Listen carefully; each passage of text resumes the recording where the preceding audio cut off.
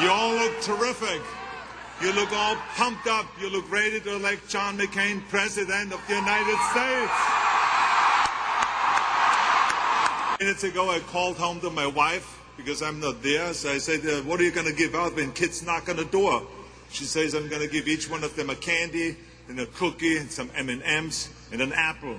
I say, a typical liberal giveaway.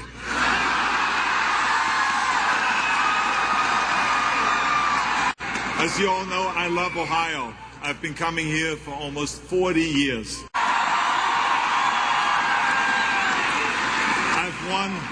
I've won the Mr. World competition here. I've worked on movies here. I've done business here. I've made friends here. And every year, the first week in March, I come to Columbus, Ohio. And my friend Jim Lorimer and I, we organized the Arnold's Classic, which is the greatest bodybuilding expo in the world. Now, of course, the Arnold's Classic is all about building up the bodies and pumping up. And that's why the next Arnold's Classic, I want to invite Senator Obama, because he needs to do something. He needs to do something about those skinny legs.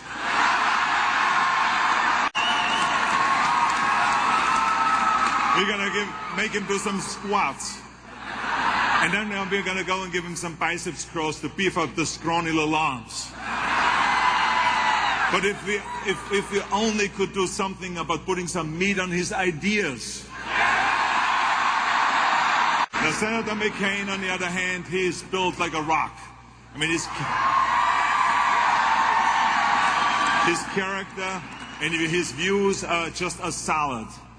John McCain's character, as you know, has been tested as no other presidential candidate in the history of this nation. He has spent 5.5 years as prisoner of war. He has been tested under torture. He has been tested under torture, under deprivation, under temptation, and under isolation.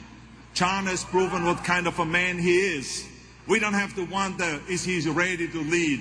We don't have to wonder, is he ready to be President of the United States?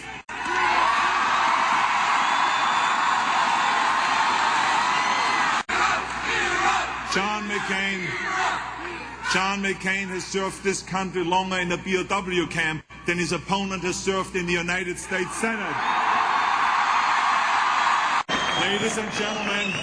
Ladies and gentlemen, I only play an action hero in my movies, but John McCain is a real action hero.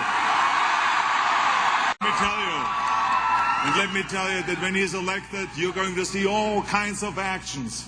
You will see actions on the economy, on energy, on education, on the environment, on infrastructure, and you're going to see real action on the financial betrayal that has taken our economy to the brink of disaster.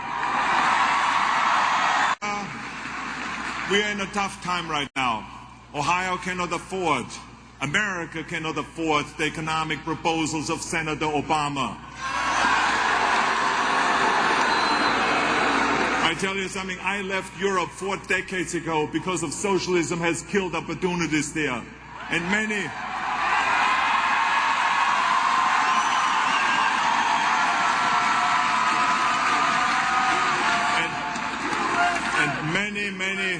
many entrepreneurs and business leaders all left and have taken jobs with them. And I tell you, in recent years, Europe has realized its mistakes and begun rolling back some of its spread the wealth policies. And I tell you something, I am so fortunate that I had the chance of coming to the greatest country in the world, the United States of America.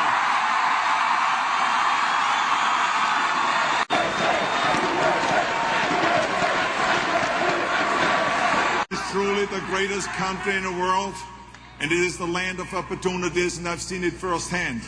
Because when I came to America, I had those opportunities. I would have not accomplished any of the things I did if it is my bodybuilding career, or my acting career, my political career, my family, everything just because of America. I could have gone to all the other countries. I wouldn't have achieved 10% of the success that I've achieved right here in America, because this is the greatest country. But now Europe has learned and have rolled back some of those ideas, like I said. and learn from America how to handle the situation. But now Senator Obama says that he wants to pursue the same spread the wealth ideas that Europe had decades ago. Just because you want to raise a tax certainly doesn't make you a socialist. Because in California, I proposed a temporary sales tax increase to address our massive deficit. But Senator Obama wants to raise the taxes because of ideology. He wants to raise all kinds of taxes. For example, he wants to raise the taxes on capital gains and dividends. Senator Obama explained to me the advantage of raising taxes on investments when trillions and trillions of dollars in investments have just been wiped out. He wants to also raise Social Security taxes on some Americans to pay for the Social Security benefits of others.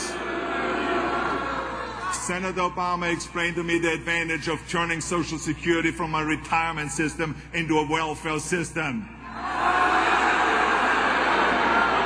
And he also wants to raise taxes on corporations and those making more than $250,000 a year, many of whom are business owners who want to grow their businesses, which of course we all know creates jobs. So Senator explained to me the advantage of raising all of those taxes in the middle of a recession. And now this is really disturbing. He wants to pass a law called the Employee Free Choice Act, which is actually just the opposite, because it lets labor unions organize workers without a secret ballot. So Senator Obama explained to me, how can he deny Americans the right to vote by secret ballot? We all know that on November 4th, we all step into that voting booth and we draw the curtain and we all vote secretly. So why would you deny this voting secretly to the workers of America? That's the question I have for Senator Obama.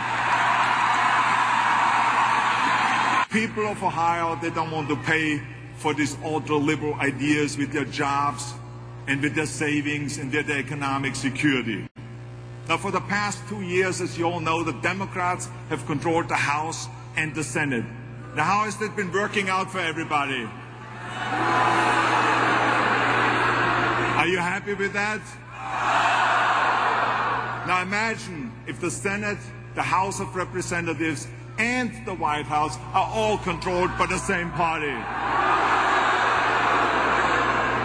Now what is the incentive to change if one party controls all the levels of power? What kind of reforms do you really think there will be? Exactly. What kind of spending restraints do you think there will be? As Ohio farmers will tell you, you can't get a hog to butcher itself. And that's the same in politics. Now, the media doesn't think that John can win. And it is true. It is true. It is true that Senator Obama has raised massive amounts of campaign funds, more than anyone in the history.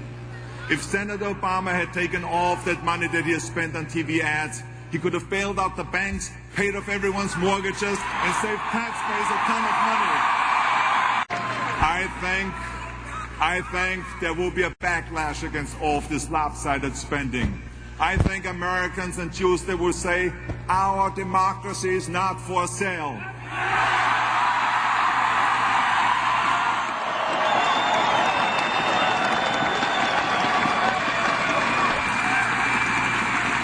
Let me tell you something. When John was at BW, his Vietnamese captors, they didn't think that he would survive or that he would live. But he has proven them wrong, and on election day, he will prove the media wrong.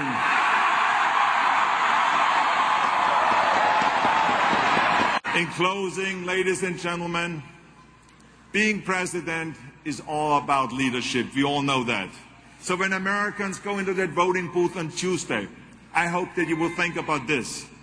If you were in a BOW cell with the threat and danger and torture as part of your daily life, who would you want in that cell with you? A man, you want a man of eloquence or a man of proven courage? Who has shown that he will fight for others even at the sacrifice to himself, who has been tested in crisis. So ladies and gentlemen, The Mac is back. Let's welcome the next president of the United States, John McCain.